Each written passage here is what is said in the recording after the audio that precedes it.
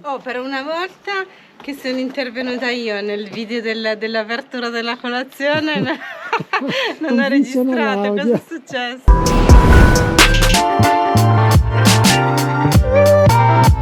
Stavamo intranquilli dall'indomani che la moto cadde qua, non lo so che cosa è successo, andava unica di culture.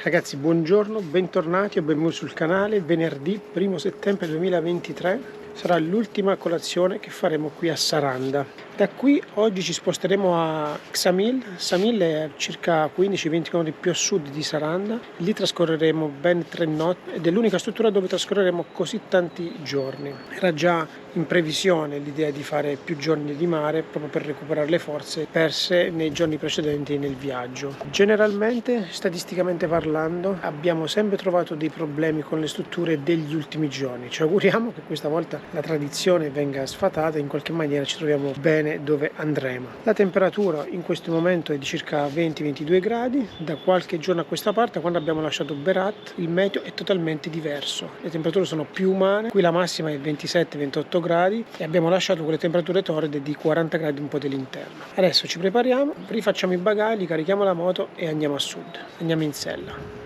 Allora, la prima difficoltà che ci si presenta a uscire dalla struttura innanzitutto è la pendenza della strada, molto impicchiata, basta vedere, guardate il livello del parcheggio, come scende vertiginosamente, e qui la discesa c'è una S molto stretta e in fondo alla strada è tutta rovinata, quindi loro vanno a tutta. Qui manderò verosimilmente avanti Cinzia che con l'interfono mi darà una mano e eventualmente mi avvisa se sale qualcuno, perché la S è molto stretta ed è molto in piedi. Ci passa una sola macchina e se dovessi trovare la macchina in discesa troverei particolare difficoltà. Considerate che qui ci passano anche i camion. E adesso Cinzia la manderemo alla scoperta. Ci pensa il copilota a dare una mano. A dare indicazioni. Oh, per una volta che sono intervenuta io nel video dell'apertura della colazione, non ho registrato. Cosa è successo? Sì, poi ci puoi montare le immagini e l'audio ce lo monta a parte. È destino, sono l'antivideo. Ok, giochiamoci questo primo jolly sulla discesa qua. Cinzia è qui davanti, guardate che pendenza che ha. Cinzia è qua sotto, non si vede neanche più. Cioè il brutto è qua. Qua la macchina ci passa, poi soprattutto in curva, se loro si stringono siamo morti, quindi qui davanti abbiamo dato alla scoperta Cinzia. E poi l'ultima parte brutta in realtà è la finale della strada che sbuca su quella principale dove è rovinata. Ma mi fermo qui avanti e ti faccio salire. In realtà poi il brutto è qui, perché vedete loro attraversano su doppia striscia continua, quello lì non ci può passare. Da questa strada qui arrivano a tutta e se mi fermo lì sono morto e sepolto perché è tutto un fosso, le possibilità di cadere sono tante, quindi adesso aspetto che arriva Cinzia che magari mi dice se arriva qualcuno e esco di qua. Che qui ragazzi il problema peggiore sono loro, il problema principale è loro, la loro guida folle. L'impresa in maniera indenne e siamo sull'arteria principale. Qui vi dicevo, qui vanno a tutte, qui nonostante c'è la doppia striscia continua ne vedete di ogni inversione, passaggio da una carreggiata all'altro, gente che da qui entra là, a piedi ne abbiamo visti di tutti i colori. Stiamo avvicinando verso Ksamil e il panorama è cambiato totalmente, adesso abbiamo il mare a tutti e due i lati, azzurro a go go. Siamo arrivati a Ksamil e mi sono fermato qui da un gommista perché le trombe non funzionano più. Dall'indomani che la moto cadde qua, non lo so che cosa è successo, andavano un po' a intermittenza, adesso non vanno più. Mi sono fermato pensando fosse un problema di umidità, non so se è andato il relè perché i fusibili sono a posto. L'unica cosa da provare è il relè, però qui a Ksamil non hanno nessun negozio di articoli per auto, bisognerebbe arrivare o a Igoumenitz o a Saranda. Nel momento in cui stiamo ripartendo non parte neanche più la moto. Ho attaccato la moto ai cavetti della macchina del tipo e mi ha fatto ripartire. Insomma, come vi dicevo, gli ultimi giorni sono sempre stati quelli un po' più drammatici e stiamo iniziando con il piede giusto. Comunque adesso andiamo alla struttura e vediamo di continuare in serenità la giornata. Ragazzi, questa è la struttura che abbiamo qui a Ksamil. Abbiamo questo bel balcone qui fuori con dei tavolini dove possiamo eventualmente cenare. Qui sotto c'è la moto e questa è la vista che abbiamo. Mentre casa è qui dentro, c'è un primo appartamento qui a destra, siamo a questo di sinistra, abbiamo una doppia, più per errore ho prenotato più un bambino. E il viaggio delle prenotazioni in 3, in realtà siamo in 2. Però sì, ho notato per sbaglio anche un bambino. per errore c'è la seconda struttura che capita, che prenotiamo in 3. Comunque qui c'è la zanzariera, qui c'è l'armadio, qui c'è il tavolo e qui c'è il bagno, cucina, letto, ed eventualmente potremmo cenare anche qui fuori. La soluzione mi sembra più che accettabile. Qui spendiamo per 3 notti 73,65 €. Allora ragazzi, per quel che riguarda la moto 2 o 3 volte è sempre ripartita, non ha avuto più tentennamenti, quindi mi auguro che sia soltanto una questione di momentanea della batteria che ha avuto, diciamo così, un bug, passiamomi il termine. La batteria comunque è del 2015, quindi ha 8 anni, ci sta che possa avere qualche tentennamento, anzi è durata fin troppo.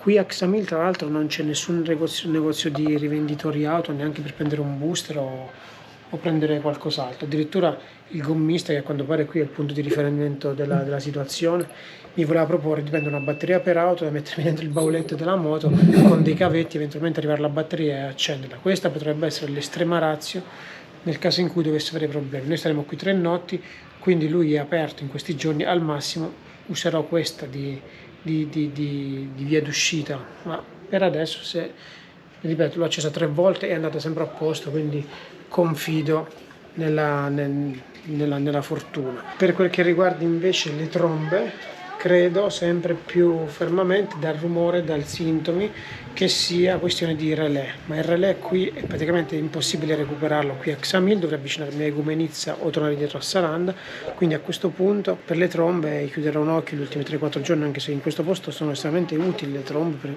per i motivi che vi ho detto in questi giorni, che qui guidano un po' tutti alla scappati di casa, quindi le trombe risultano molto utili, ma in questo momento non posso fare diversamente, quindi per quel che riguarda il relè lo sistemerò una volta rientrato in Italia. Andrò a un negozio di accessori auto, prenderò il relè nuovo, lo monterò e verosimilmente risolverò il problema delle trombe. Probabilmente l'acqua che ha preso il giorno in cui è caduta è entrata dentro il relè e in qualche modo avrà fatto qualche corto che si è rovinato, perché il fusibile è a posto, quindi non c'è altro lungo il circuito. Come preme il pulsante fa un leggero bip all'interno del relè, quindi deduco che sia il relè che è andato alla frutta. Comunque adesso usciamo a piedi e ci facciamo un giro per Xamil. Se cercate una spiaggia per stare tranquilli, diciamo che questa di Xamil è quella che fa per voi. Tranquilli, non c'è nessuno, da soli, in solitudine. Intanto loro lì sono nella zona VIP. VIP. Qui sei uno sfigato dall'alto. Guarda là, come si fanno altre stanno.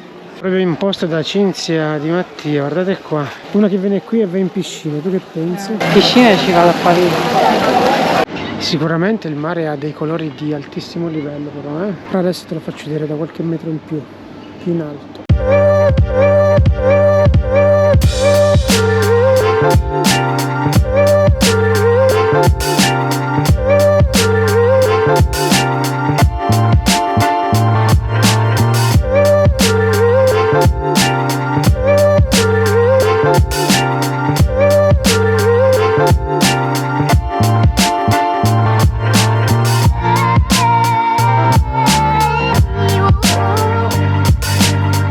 Prima vi ho fatto vedere il posto, quello da VIP, quello da fighi, no? Quello dove si sta uno sopra un altro, dove c'è una piscina, gente paga per andare in piscina con un mare fantastico. Qui invece è dove ci siamo trovati io e Cinzia. All'ingresso del paese c'è una spiaggia dove ci sono degli ombrelloni probabilmente dismessi, tenuti in ottimo stato perché non hanno nessun tipo di difetto.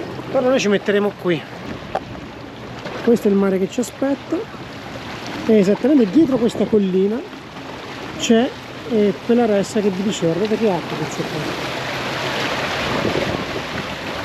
qua.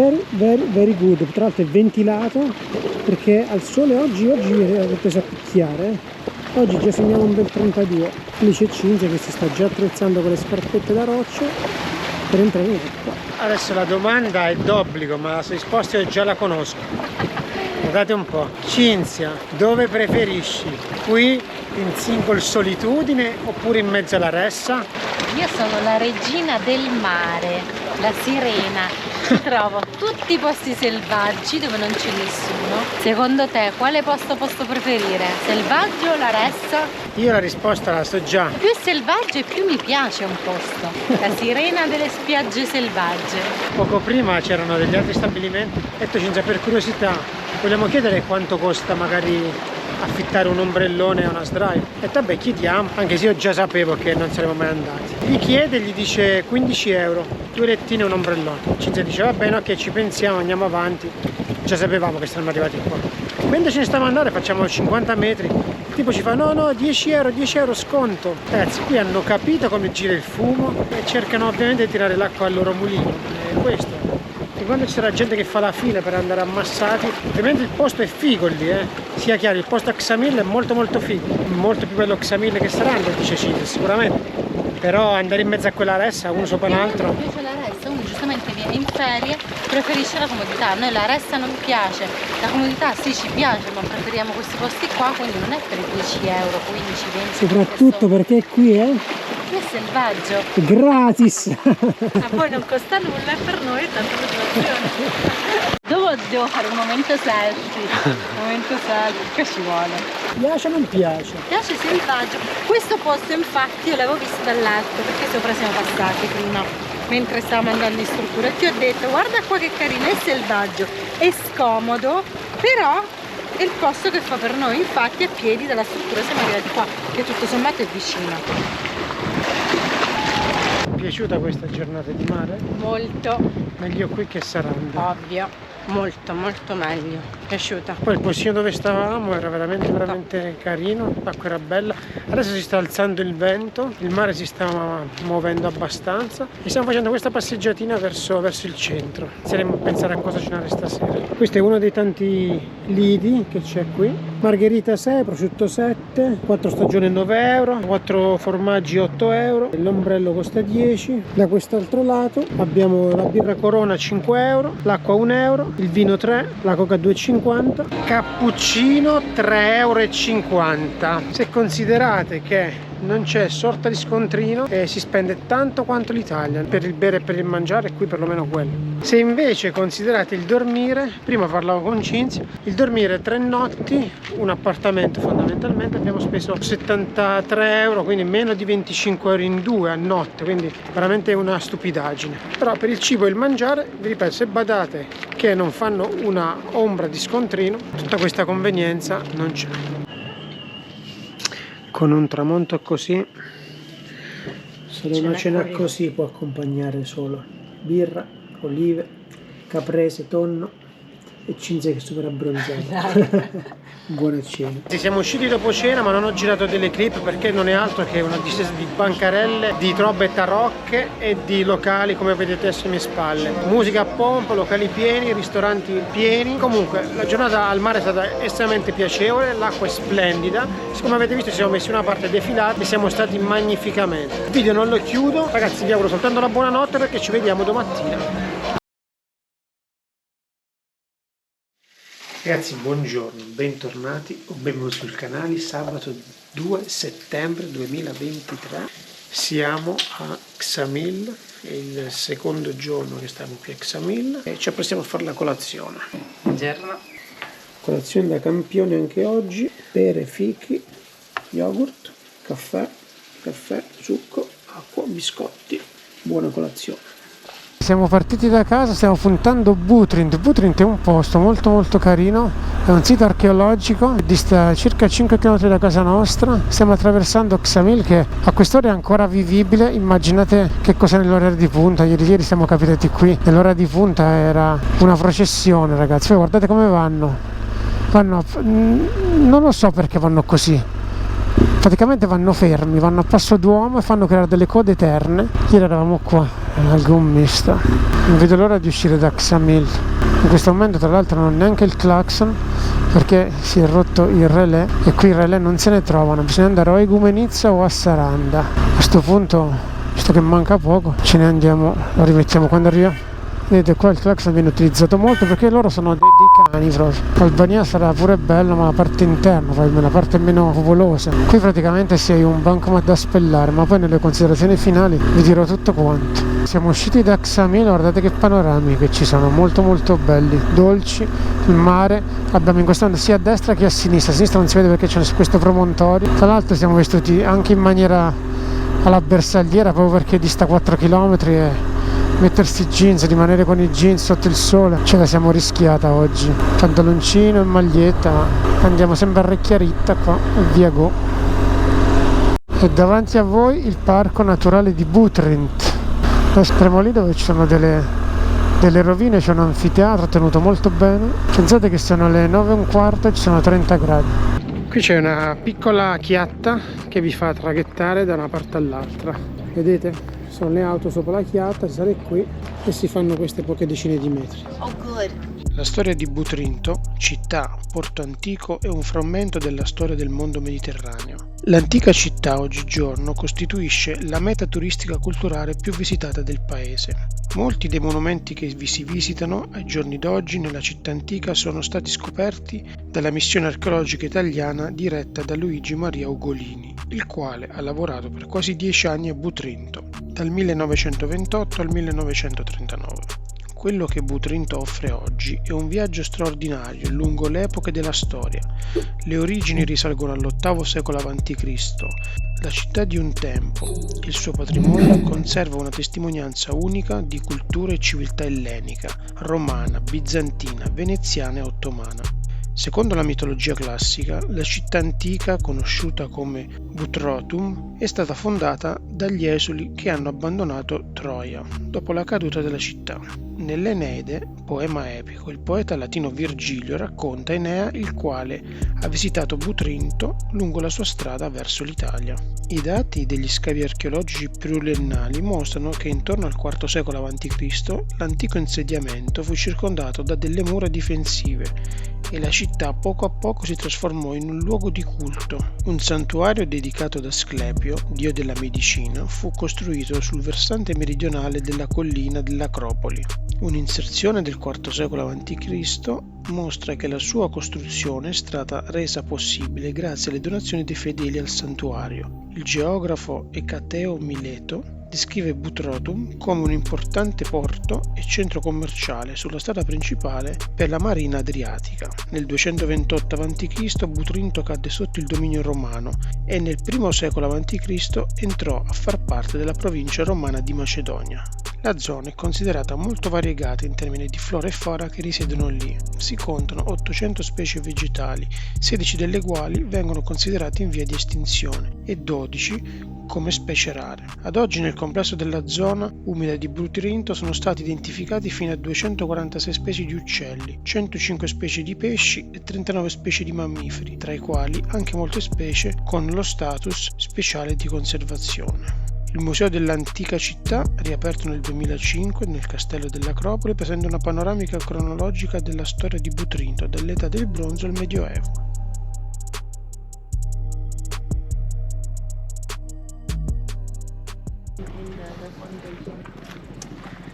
Il primo sito che si trova è questa torre veneziana, molto ben conservata direi, è proprio di fianco alla dove entra il mare, molto molto carino. Il sito di Butrint è molto grande, inizialmente era un villaggio di pescatori, ci sono oltre 14-15 siti da visitare e per fortuna è molto alberato, avevamo letto di questa particolarità, motivo per cui abbiamo preferito venire la mattina che è anche più fresco. Il biglietto d'ingresso si paga 1000 lek a testa, ovvero circa 10 euro e si può stare ovviamente l'intera giornata. Il secondo sito che si incontra sono i resti del santuario di Butrint. Questa è una costruzione del III secolo ed è il teatro. Adesso vi porto in un altro posto dove si vede un po' meglio. Questa è come era Butrint e questo qui davanti a noi è il teatro. Tartarughe di Butrint, 1, 2, 3, qua c'è una colonia, guarda cosa c'è qua sotto. Pieno.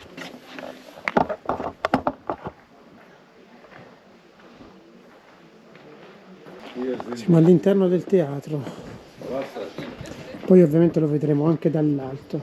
se ci è concesso, ma credo che ci sarà concesso grazie a un permesso speciale. Anche oggi andremo oltre il confine. Ecco il teatro.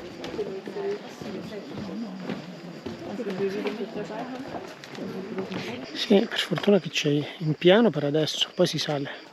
Qui siamo alle terme romane, quello che restano delle terme romane. Il terra è un po' infangato, cercherò comunque di arrivare, ecco qua forse si vede là.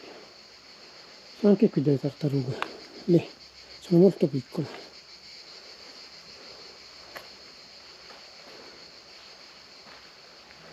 Palazzo Triconci. La casa cittadina romana trasformata nel V secolo in un edificio con una sala da pranzo di forma triangolare.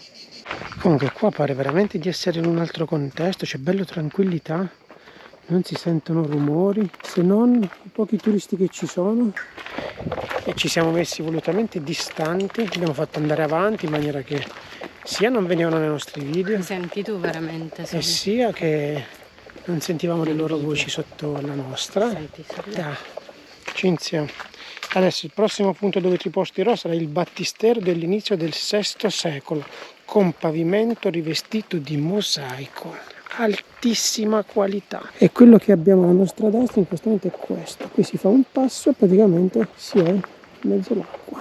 Sono tutte le mura che cingono Butrint, le vecchie mura, e questo qui davanti a noi dovrebbe essere il battistero. Eccolo qua, questo è il battistero, questo è del VI secolo. Queste colonne che immagino sorreggessero il battistero. Questa è una ricostruzione di come era la pavimentazione del battistero e questo è come adesso. Questo è il complesso della fontana del II secolo d.C. dedicato alle ninfe. Di fianco alle terme dedicate alle ninfe c'è quello che resta della grande basilica. Sono rimaste le mura, manca il tetto. Questa è la struttura delle fontane delle ninfe e di fianco alla fontana queste già sono le mura della grande basilica. Ricorda un po' quelle di San Galgano, ovviamente quello di San Galgano è più grande, però la sensazione che sia è molto simile. Continuando la camminata si arriva in quest'altro sito che non ve lo dico neanche come si chiama, potete già immaginarlo. Un nome, un programma, si chiama La Porta del Lago e risale al IV secolo a.C. e neanche a dirla c'è una vista pazzesca. Questa è la vera e propria Porta del Lago che si affaccia ovviamente sull'acqua. Porta del Leone, c'è anche raffigurato il leone, eccolo qui, c'è scritto anche lì. Qui di fianco abbiamo sempre l'acqua, qui bisogna stare molto molto bassi perché è decisamente bassa la questione. Si entra e si inizia a salire. Cinzia, qui di fianco alla Porta del Leone c'è una cisterna dove verosimilmente l'acqua entrava da lì, veniva giù, tac, acqua a profusione. Qui immagino fosse coperto una volta e poi è venuto giù il tetto. Ci stiamo avvicinando all'Acropoli, piano piano saliamo. L'Acropoli è la parte più alta della città, già ci sono salito col drone, c'è una vista, perlomeno dal drone, molto molto bella. Vedremo com'è la vista dal basso. Siamo dentro il castello, c'è un bel fresco, bisogna fare attenzione ad andare per terra perché la pavimentazione è molto instabile. C'è un'area di sosta e questa è la vista che c'è da Butrint. Quella è la strada che abbiamo fatto questa mattina. E questa è la vista che c'è dalla torre più alta di Butrint.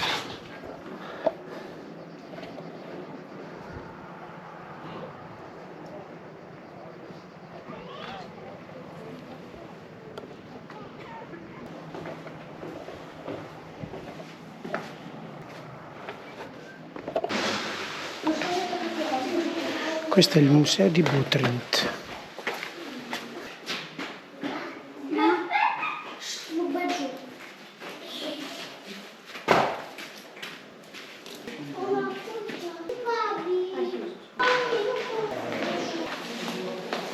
Quello che si vede molto piccolo in mezzo alla laguna è il castello di Ali Pasha. Per un'escursione lì chiedono 25 euro per 2 persone e sì e no saranno 1 chilometro, 1,5 chilometri. Penso di poterci arrivare tranquillamente col drone da lungo la strada. Adesso mentre torniamo verso casa vediamo di fare qualcosa. Il castello è molto carino perché sorge proprio sull'acqua. Vediamo.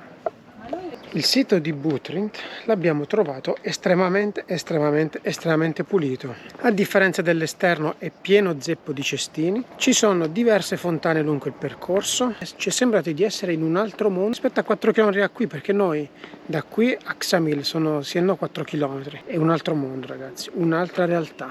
Dimenticavo di dirvelo, all'interno del museo è vietato fare video, ovviamente qualcosina abbiamo recuperato, stranamente non c'è divieto di drone, quindi abbiamo dronato anche con quello, insomma un po' di immagini ce le abbiamo. Siamo ripartiti da Butrint, adesso puntiamo un posticino panoramico che dovrebbe essere a poche distanze dal castello di Ali Pasha, che è quello lì. Anche da qui arriverebbe il drone, ma facciamogli fare meno strada possibile, riusciamo ad arrivare proprio da di fronte. Insomma, per fare sto pezzettino di strada che me l'ha venduta come 4 km, quando in realtà non sarà neanche 1 chilometro di mare, voleva ben 25 euro. Ragazzi, ve l'anticipo, l'Albania tanti dicono economica, ma se togliete che nessuno vi fa lo scontrino, tutti in nero e i costi sono come quelli in Italia, che cosa risparmia? Si risparmia sul dormire, quello sì. Sul dormire abbiamo trovato delle strutture veramente dove spendiamo nulla, e infatti non ci facciamo capaci di come a dormire si possa spendere 12 euro a testa e per uno yogurt che in Italia magari costa 2 euro, 2,20 euro, qui costa 4. C'è troppa discrasia, troppa differenza. Comunque adesso qui si va a sinistra e si arriva praticamente di fronte. Sì, adesso si va a sinistra.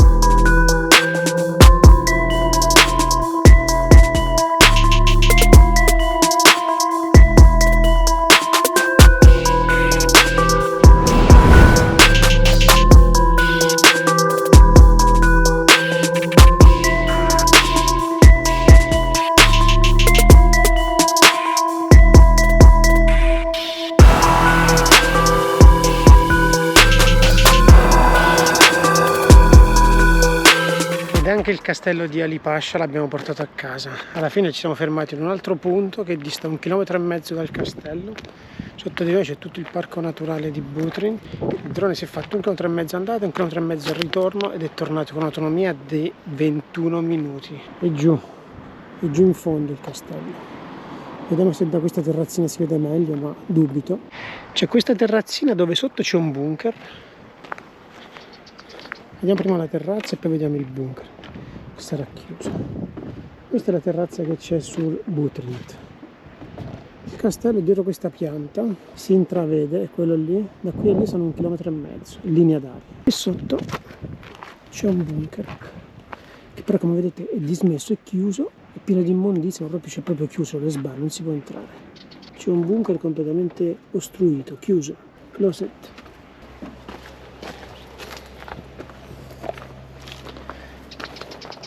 Questa è dove si mettevano a sparare. La temperatura è sempre più rovente, adesso ricarichiamo baracche e burattini e andiamo a fare un minimo di spesa e poi andremo al mare a riposarci un po'. Cinzia la vedo abbastanza provata dal caldo. Cosa hai da dire, Cinzia?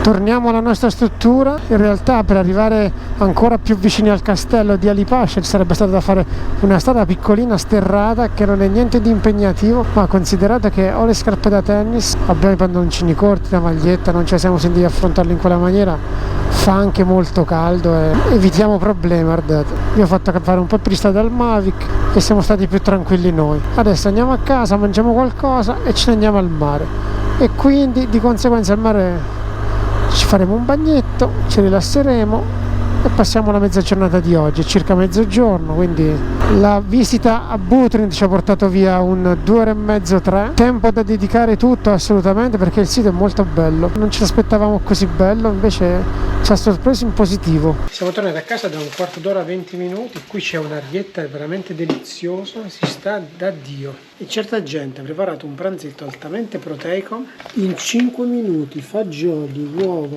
pomodori e olive. E tonno. E buon appetito. Questo è il contesto in cui siamo, guardate il bel vento che soffia, la temperatura è veramente squisita in questo momento, alta quality. Buon pranzo. Sono circa le 15 e iniziamo la nostra seconda giornata di lavoro, questa mattina in moto, e adesso si va al mare. Ci stiamo lasciando alle spalle la zona VIP di Ksamil. quella per intenderci dove si sta uno sull'altro, 2 lettini e un ombrellone, per assurdo non costa neanche tanto, 20 euro. Non so se ve l'ho detto, forse no, ma l'isola che abbiamo di fronte è l'isola di Corfù, Grecia. Infatti da Saranda partono diversi traghetti che collegano Corfù appunto a Saranda.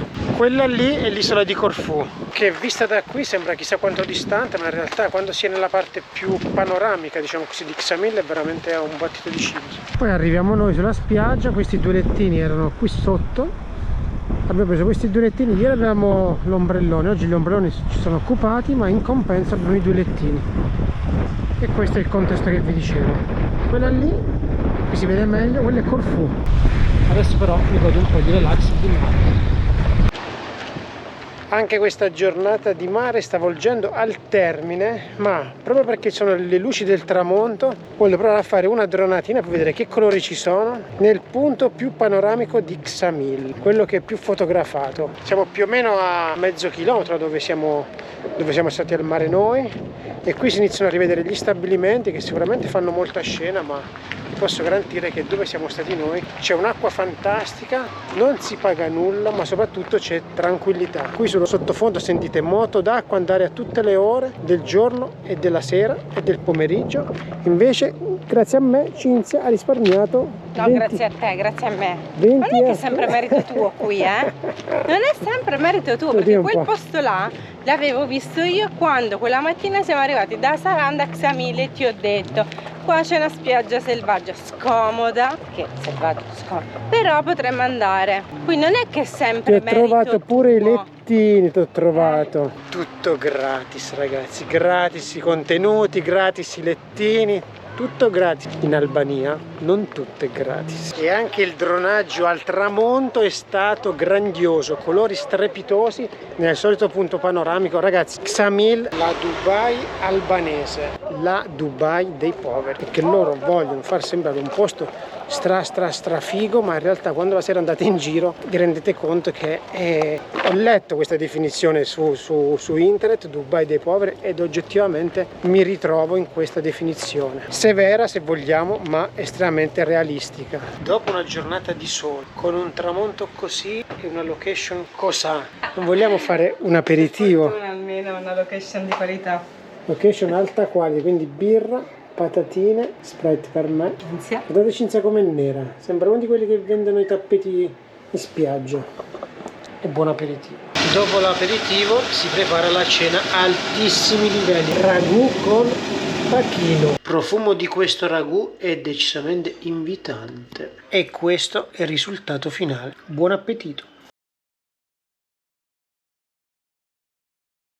Ragazzi, buongiorno, bentornati o benvenuti sul canale. Oggi è domenica 3 settembre 2023. Dai colori potete immaginare che non è mattina, ma sono circa le 18 di pomeriggio. Siamo qui. Quindi non è un buongiorno.